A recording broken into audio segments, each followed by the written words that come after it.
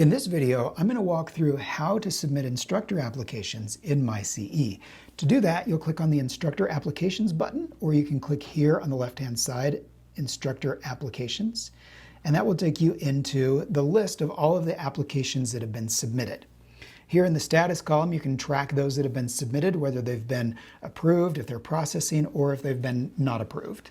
To submit an instructor application, you'll click this blue button, Start Instructor Application. You'll select the instructor that you would like to apply for. If the instructor isn't in this list, then you just check Not in the List, and then Continue. That will then direct you over to the Add New Teacher page, where you can add this new instructor into our system. So you'll select the high school. You'll enter the teacher's first name, the last name, the high school email address, the instructor's birth date, and this is information that we need to set them up in the college's system. So put in their birth date, their social security number, which also is required for us to be able to set them up in our system. You'll put in the best phone number for us to reach them at. Then you'll click Save and Continue. So you've now added the instructor into our system, and on this page, you're going to submit the application for the course that they are applying for. So again, you'll select the high school, and then down here, you'll select the course information. So we'll say that they're going to apply for Accounting 1110. Select the academic year that they're applying for, the number of sections for fall, spring, year-long, and third trimester. Now here in this section, it's very important that you only enter the number of courses that you are 99% sure are going to carry this next year.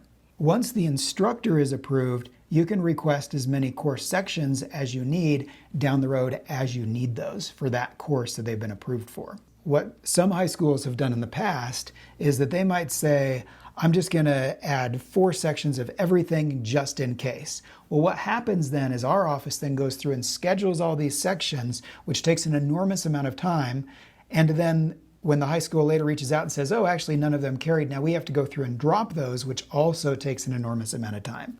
So it helps us to better serve you if you put just the number of sections that you think you're going to need, and then if down the road you discover that you actually need more sections, even if you put 0 sections, then all you need to do is give the concurrent enrollment coordinator in our office a call or send an email, and we will get those sections set up for you. So once you've entered in the number of sections that you anticipate, you'll go ahead and click Save and Continue. And here you'll enter their educational background information. This is the information that the academic department at Salt Lake Community College will use to determine whether or not they are qualified to teach the course. Now, before you fill out this information, and actually before you fill out an instructor application period, it's a good idea to take a look at the course offerings and instructor qualification page for the course that you're offering.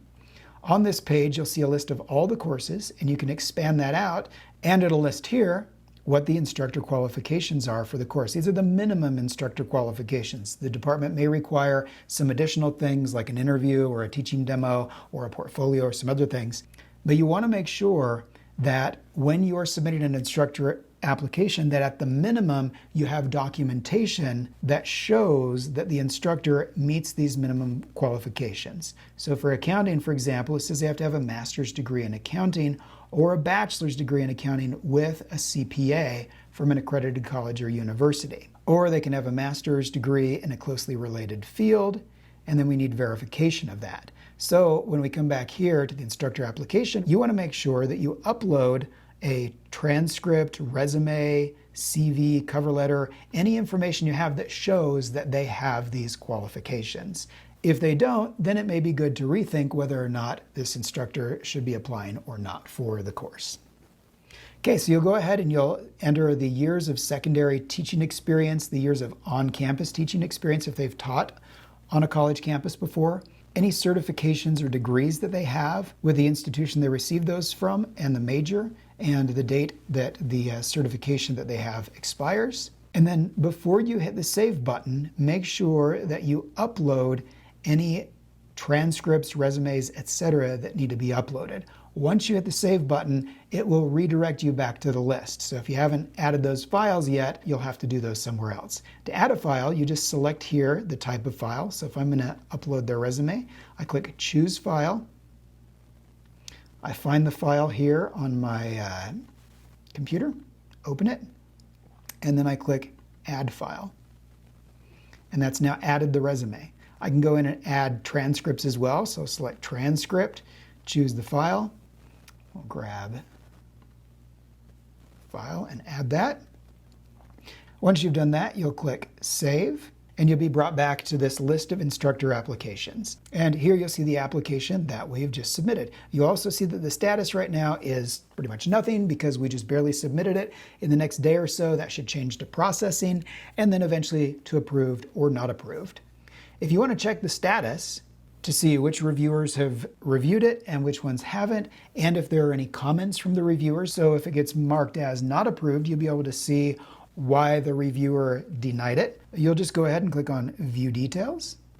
And once this begins going through the process, you'll see a list of the reviewers and the decisions that they've made, along with any comments if they've decided to deny the application. In that case, if they've denied the application, but they've said, oh, it's denied because the instructor doesn't have this credential, and you say, oh, actually they do, but I forgot to submit that. If you wanted to add additional resumes or transcripts or other files to show that they have the required qualifications, you'll come up here to Enter Course Information and go down to Manage Ed Background. This will allow you to manage resumes, transcripts, and other information about the instructor's qualifications and update those here. So just like you did before, you can adjust any of these fields. You can come down here, choose a file that you want to add, whether that's going to be a transcript, CV, cover, or something else. Add the file, and then you'll click Save, and that will save the changes. Now, once you've done that, if it's already been denied, you'll want to reach out to the concurrent enrollment office, let us know that you've added some additional information, and then we can go and restart that review so that the reviewer can once again take a look at it and adjust their decision if they feel like the instructor now meets the qualifications.